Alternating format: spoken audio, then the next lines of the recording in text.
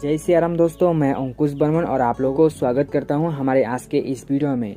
तो मैंने मेरे चैनल में एक आर्ट कंपटीशन ऑर्गेनाइज कर दिया था। तो उस आर्ट कंपटीशन में अगर आप लोगों ने अभी तक पार्टिसिपेट नहीं किया है तो ज़रूर करिएगा।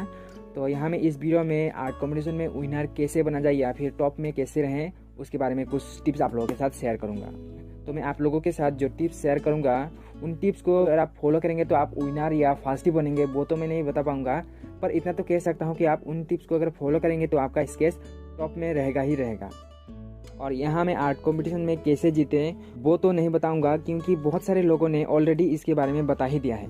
यहाँ मैं अपना 2 साल का एक्सपीरियंस शेयर करूँगा, जिसमें मैंने बहुत सारे आर्ट कंपटीशन में पार्टिसिपेट किया और उसमें मेरा आर्ट वर्क कभी सेकेंड, कभी टॉप 3, कभी टॉप 5 या फिर और कभी टॉप 10 में तो रहता ही रहता है। तो जब हमें कोई रेफरेंस फोटो दिया जाता है ड्रॉ करने के लिए, तो मैं उस रेफरेंस देखने के बाद उसे मैं फ्री हैंड ड्रॉ ना करके ग्रिड मेथड का अप्लाई करके ही ड्रॉ करता हूँ।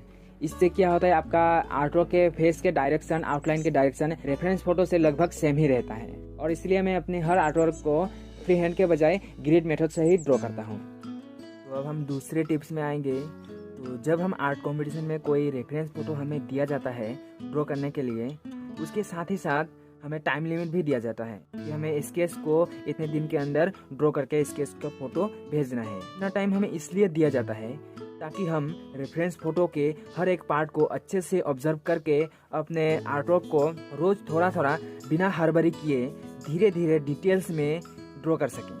और मैं भी खासकर आर्ट कंपटीशन में ऐसे ही करने की कोशिश करता हूँ, और साथ ही साथ एक टारगेट बना लेता हूँ कि मुझे एक दिन में रेफरेंस फोटो का कम से कम पार्ट को ज़्यादा से ज़्यादा टाइम देकर एक एक पार्ट को डिटेल्स में ड्रॉ करने की कोशिश करता हूँ।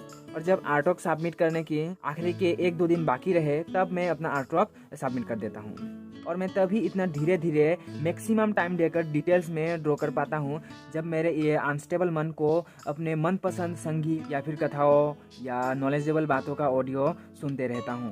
और ड्राइंग भी धीरे धीरे बिना बोर हुए ड्रॉ करते रहता हूँ। तो ड्राइंग भी मेरा थोड़ा बहुत रियलिस्टिक और डिटेल्स में बन जाती है। देखो, साफ बात तो यही है, आप अपने आर्टवर्क को जितना टाइम लगाकर जितना डिटेल्स में एकदम धीरे धीरे ड्रॉ करोगे, उतना ही आपके विनर होने के चांस या फिर टॉप में आने का चांस बढ़ जाती है। और आप जितना ही अपने आर्टवर्क को ड्रॉ करने में जितना ही जल्दी हड़बड़ी मचाओगे, उतना ही आपका विनर होने के चांस घटता ही जाता है।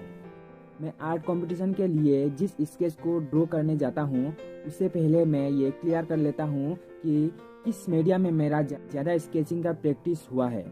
जैसे कि मैं ज़्यादातर कलर पेंसिल से ही ड्रॉ करता हूँ और इसी में मेरा ज़्यादा एक्सपीरियंस है, तो कंपटीशन में भी मैं कलर पेंसिल से ही ज़्यादातर ड्रॉ करता हूँ।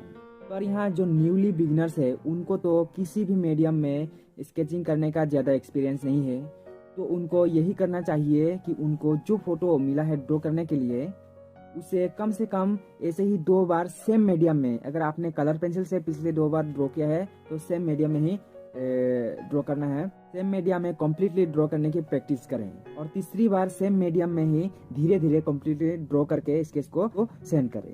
तो यहाँ आप जब तीसरी बार ड्रॉ करके कंप्लीट करेंगे एक ही स्केच को, तो आप खुद ही देख पाएंगे कि आपका जो तीसरे बार का स्केच पहले वाले स्केच से कई गुना ज़्यादा बेहतर हुआ है, और इस तरह आपका विनर या फिर टॉप में आने का चांस भी 3 गुना ज़्यादा बढ़ जाता है।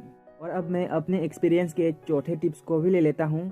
तो यहाँ आर्ट कंपटीशन में जो रेफरेंस फोटो मिलता है मुझे ड्रॉ करने के लिए, तो मैं सिर्फ उस फोटो को ही ड्रॉ ना करके उसके साथ उस फोटो के बैकग्राउंड को भी ड्रॉ कर देता हूँ।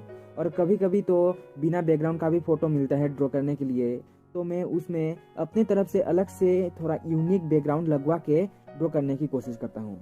और आपको कभी भी, खासकर आर्ट कंपटीशन में, कभी बैकग्राउंड को खाली नहीं छोड़ना है। कुछ ना कुछ तो अपनी तरफ से अच्छा सा क्रिएटिव बैकग्राउंड ड्रॉ करना ही है।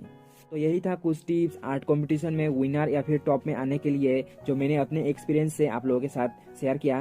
तो आशा करता हूँ ये कुछ टिप्स आप लोगों के लिए आगे हेल्पफुल होगा। तो जुड़े रहिए हमारे चैनल के साथ, और आपका कोई सवाल है तो वो भी कमेंट में बता दीजिएगा। तो मिलते हैं नेक्स्ट वीडियो में। जय श्री राम।